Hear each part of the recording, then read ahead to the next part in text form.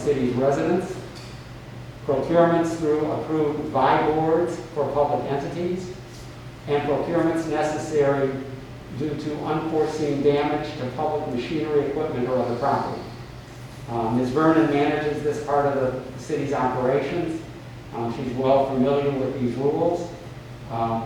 Some of the other exceptions, besides things like professional services, some construction projects can be bid in a different way. Some towing contracts are bid in a little different way.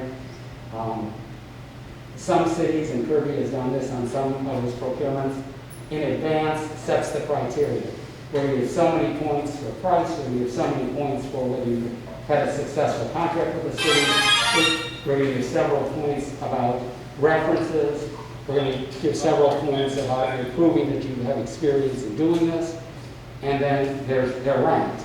Staff then looks at each response and ranks them based upon those 5, 6, whatever number of criteria, comes up with a raw number score, and presents the results of that analysis to the governing body with a recommendation. The governing body decides. For whatever reason, the governing body can make a decision consistent with or not consistent with that staff analysis. Most of the time, when the numbers are clear, the council goes with the staff's recommendation. The exceptions are when the numbers are really, really close. And I've had seen this in other cities where on a 100-point scale, the top two were like one number apart when they did this kind of a matrix. And I can't remember what the city did, but I know that sometimes they can be pretty close, and then the council has a harder decision to make. But when it comes back and one bidder is at 90 and the next bidder is at 63, it's pretty clear who you ought to go with when you use that system.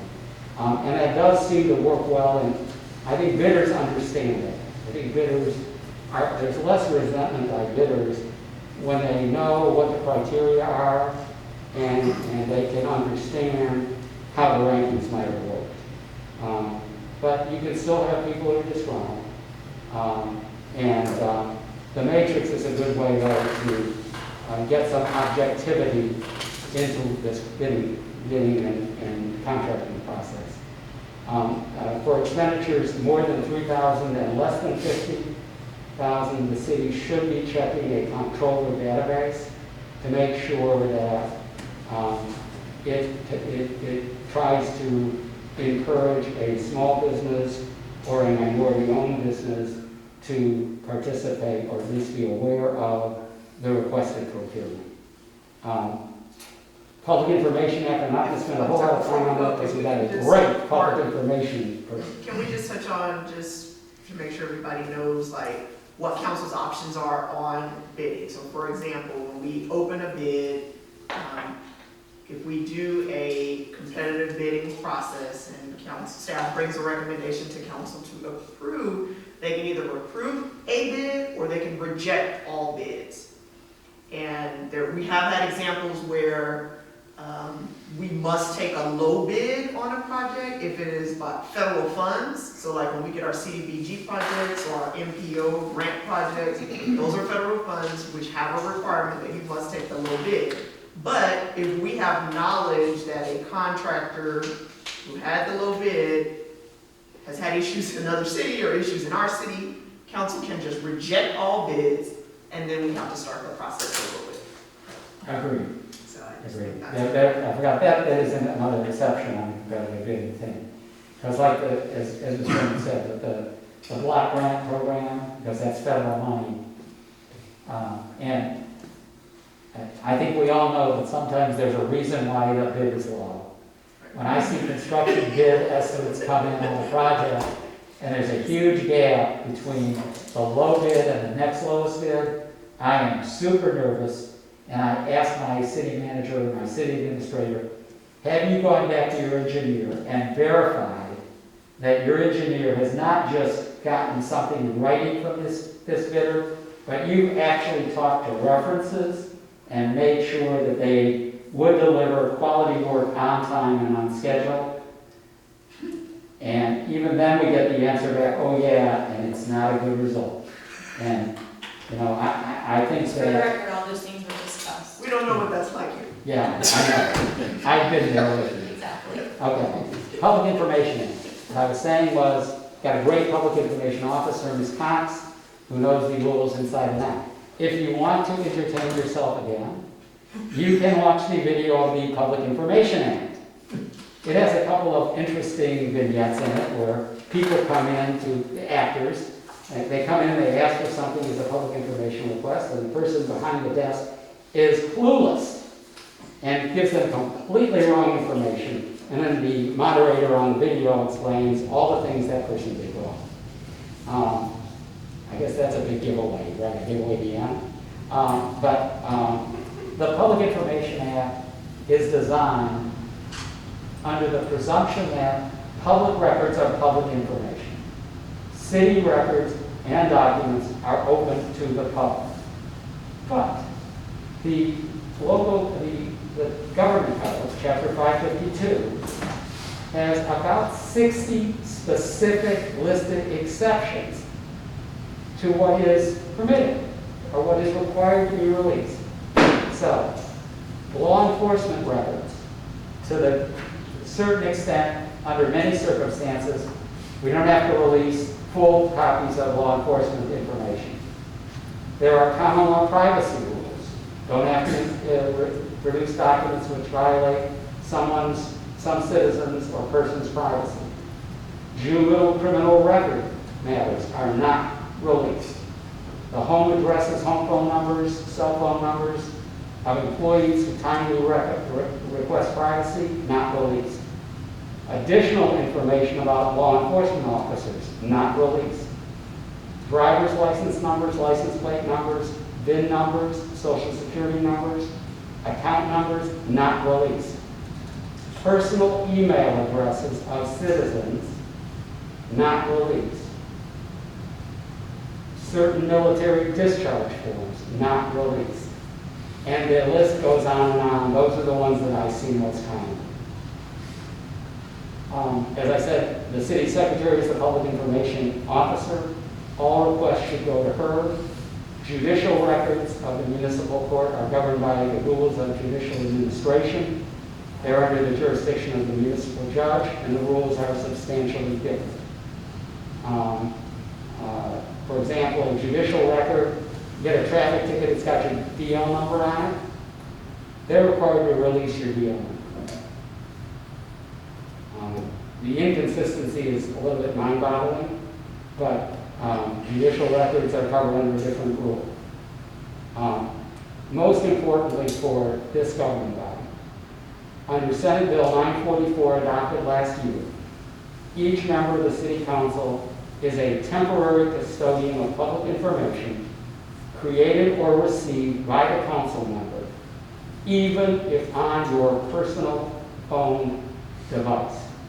If it's on your cell phone, if it's on your iPad, it's public information if it was created or provided to you by or from the city in your official capacity. The statute says that a council member does not have a personal property right to that personal information created or received while acting in an official capacity. And the council member must surrender copies of that information to the city within 10 days of request. This is not emails between you and your spouse. It's not emails between you and your employer. But it's anything related to the city and city business. The legislature often acts by reaction. If somebody gets to a legislator and complains about some awful thing that happened, the legislature often will react by passing a bill. So someone got to a legislature and complained that Mr. So-and-so or Miss So-and-so in this city is on the city council, and they wouldn't give me information because it was on their cell phone, and Senate Bill 944 came out of that discussion. But you all need to be aware of that. Try to limit the use of your personal devices if you're concerned about this. and always be aware of this rule. It also means that you need to follow the city's document retention practice as to that kind of material. And I'll leave a briefing on that to Patty or Ms. Thompson is going. Finally, Chapter 171 of the Local Government Code is the conflict of interest statute for elected or appointed officials. And it says that if you have a conflict of interest as defined in Chapter 171, you must file an affidavit disclosing it, and you must not participate in discussion or vote on certain matters. There are two kinds of interests that you might have that could result in your needing to file that kind of an affidavit. One interest is real estate of a value of at least $2,500, your home. Another interest is a business interest of over 10% of the business or over $15,000 of income or over 10% of your total income from the business. So if a matter comes before the city council, which would have what's called, quote, a special economic effect, close quote, on the value of your home, different from its effect on other homes or real property in Kirby, then you need to file that affidavit and not participate or vote on that real estate case. If the house next door to you wants a zoning change, probably you ought to file this affidavit. Similarly, if an item comes before the city council that would have a special economic effect on your business interest, if your employer comes to the city council and needs a special use permit, then you will need to file an affidavit and not participate in a vote on that matter. If you have a question and wonder what's the middle ground here, or does this apply to me or not, first talk to the city manager, and if she's not comfortable with the resolution or giving you an answer, she can contact me. I have written non-participation affidavits for council members over the years. I just did one in another city where the council was voting on a short-term rental